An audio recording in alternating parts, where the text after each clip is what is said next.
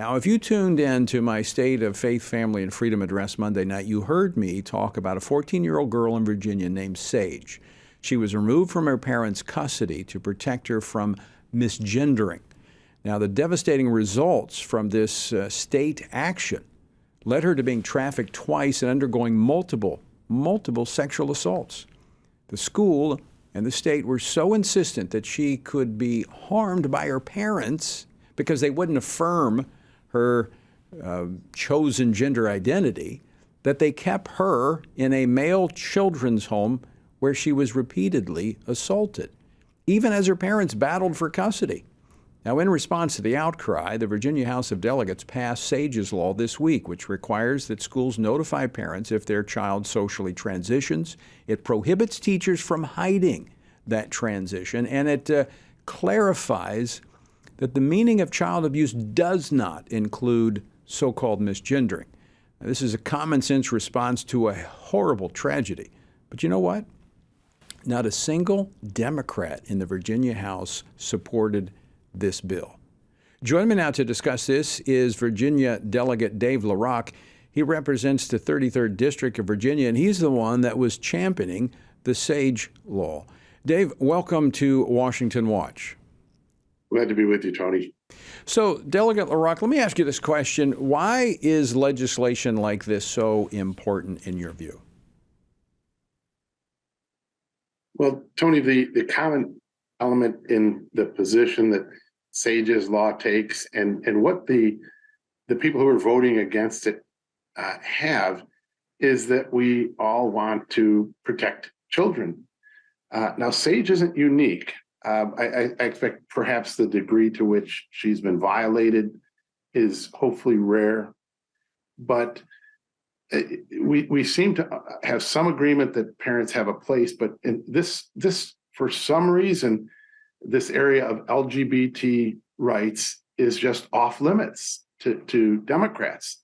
It's this identity politics that requires them to either be Democrats to either be 100% affirming of everything LGBT, even in this case where clearly it's harmed Sage and in other instances completely deprived parents of their opportunity to even to either counsel a child, possibly even in the direction of affirming them, but it or just cause them to kind of put things on hold, slow things down. But they had a press conference the other day, a couple of days ago. I attended it, sat in the front row. I wanted to see what, if any, common ground we could have to help protect these kids, but no interest whatsoever. Yeah. They completely condemn everything we're doing. So, Delegate LaRock, this seems very consistent with Governor Youngkin's agenda. We had him on the program, I think, last week or week before, and he's about empowering parents, and this is about empowering parents to protect their children. And it simply says the schools can't hide this from the parents who should be involved in the lives of their children on such things as, this is quite significant, especially when you have courts stepping in and refusing to allow parents to be involved in the lives of their children. So this piece of legislation addresses that. It passed out of the Virginia House 50-48. Again, I mentioned no Democrats supporting it. It now goes to the Senate. So explain the next steps and how people can help. Well, Tony, I know you're very much a believer in the power of prayer, and we need to be praying that we will pass this to protect children, but also to have a wonderful testimony that all things are possible with God. They have dug in and sworn that they will not let this get out of a subcommittee, and I don't accept that.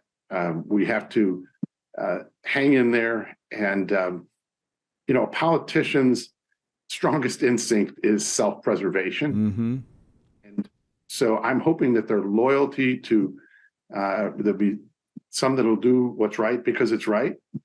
Some will see that the public just isn't supporting the status quo, which is allowing schools to step in and push parents out as they sort of did, I think, in our recent governor's race. Right. Do it because they see that if they find themselves on the wrong side of this, then things will get difficult for them with an election coming up. So I hope that we have a petition online. What we'll be doing is asking the people in 24 hours. I think we had 1,000 people sign up just from our own candidate Facebook page. And if we can get those people to target what perhaps are the swing votes on this, it really could move things in the right direction. Give us, very quickly, give us your website where I can send people so they can get more information. Okay, yeah, it is vote LaRock, LAROCK.US, and the petition. All right. So VOTE, vote LaRock.US. All right, we got to leave it there. We're up against a break. Delegate LaRock, let me thank you again for your leadership on this, and thanks so much for joining us today, and we're going to be tracking it. Can't thank you enough, Tony, for being with us on this.